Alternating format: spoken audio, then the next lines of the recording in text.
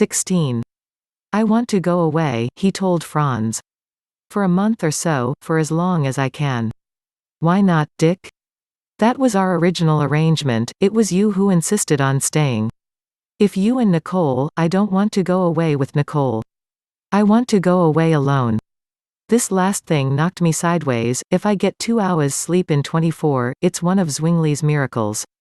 You wish a real leave of abstinence. The word is absence.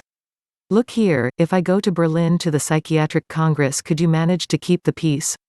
For 3 months she's been all right and she likes her nurse. My God, you're the only human being in this world I can ask this of. Franz grunted, considering whether or not he could be trusted to think always of his partner's interest. In Zurich the next week Dick drove to the airport and took the big plane for Munich. Soaring and roaring into the blue he felt numb, realizing how tired he was. A vast persuasive quiet stole over him, and he abandoned sickness to the sick, sound to the motors, direction to the pilot.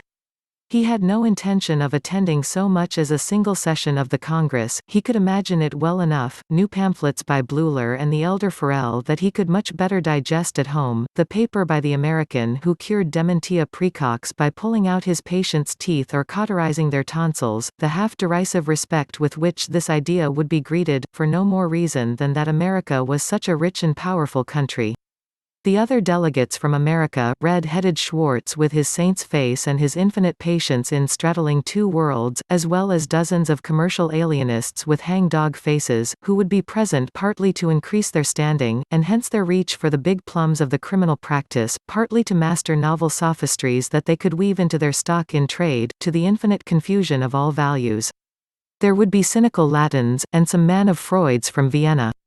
Articulate among them would be the great Jung, bland, supervigorous, on his rounds between the forests of anthropology and the neuroses of schoolboys.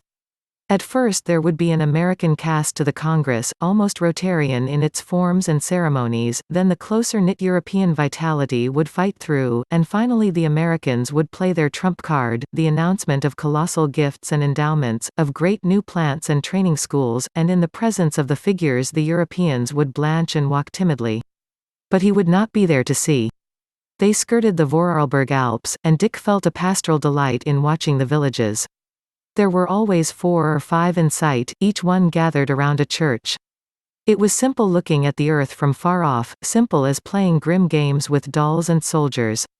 This was the way statesmen and commanders and all retired people looked at things. Anyhow, it was a good draught of relief. An Englishman spoke to him from across the aisle, but he found something antipathetic in the English lately. England was like a rich man after a disastrous orgy who makes up to the household by chatting with them individually, when it is obvious to them that he is only trying to get back his self-respect in order to usurp his former power. Dick had with him what magazines were available on the station keys, the Century, the Motion Picture, l'Illustration, and the Fliegende Blätter, but it was more fun to descend in his imagination into the villages and shake hands with the rural characters. He sat in the churches as he sat in his father's church in Buffalo, amid the starchy must of Sunday clothes. He listened to the wisdom of the Near East, was crucified, died, and was buried in the cheerful church, and once more worried between 5 or 10 cents for the collection plate, because of the girl who sat in the pew behind. The Englishman suddenly borrowed his magazines with a little small change of conversation, and Dick, glad to see them go, thought of the voyage ahead of him. Wolf-like under his sheep's clothing of long staple Australian wool, he considered the world of pleasure, the incorruptible Mediterranean with sweet old dirt caked in the olive trees, the peasant girl near Savona with a face as green and rose as the color of an illuminated missal. He would take her in his hands and snatch her across the border. But there he deserted her. He must press on toward the Isles of Greece, the cloudy waters of unfamiliar ports, the lost girl on shore, the moon of popular songs. A part of Dick's mind was made up of the tawdry souvenirs of his boyhood. Yet in that somewhat littered 5 and 10, he had managed to keep alive the low painful fire of intelligence.